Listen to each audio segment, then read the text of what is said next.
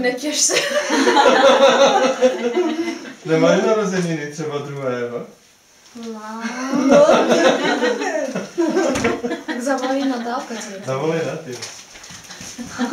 Jak máš, ale to vůbec nechápu. Chudá. Dej to knížek. Jo.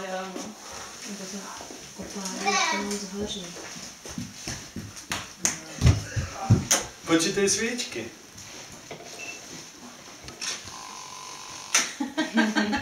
Sedm.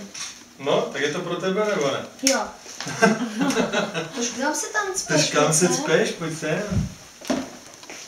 Musíš si to načat. No, teď toto je pro tebe. Děkuji.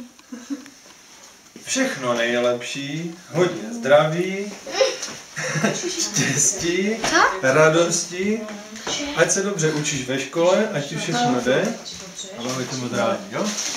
Jsem byla s láskou učníček do Tak, školy. Verče, tak děláme všechno nejlepší, ať se máš dobře cítit ve škole, tak samé jedničky, jo?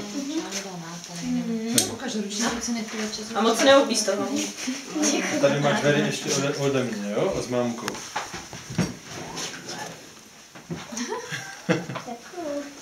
Co to stalo? Ukaž Tam to nám. nechci dozadu, nech si to Potom. vepředu. Beri, nech to tady vepředu. Veru, nejdřív pojď, máš tady gratulánky, pak si to rozbalí. Verčo, taky všechno nejlepší, hlavně ať jsi zdravá a ať se ti daří ve škole. A ať moc nezlobíš.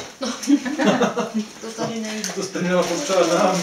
No, to je podobné, jo? Počkej, já to vezmu, to nejsem, a pak to rozdělíte. Tady máš přáníčko ode mě. A tady máš k narozeninám. Jo? A tady máš ještě k svátku. Takovou. Počkej, kde to má?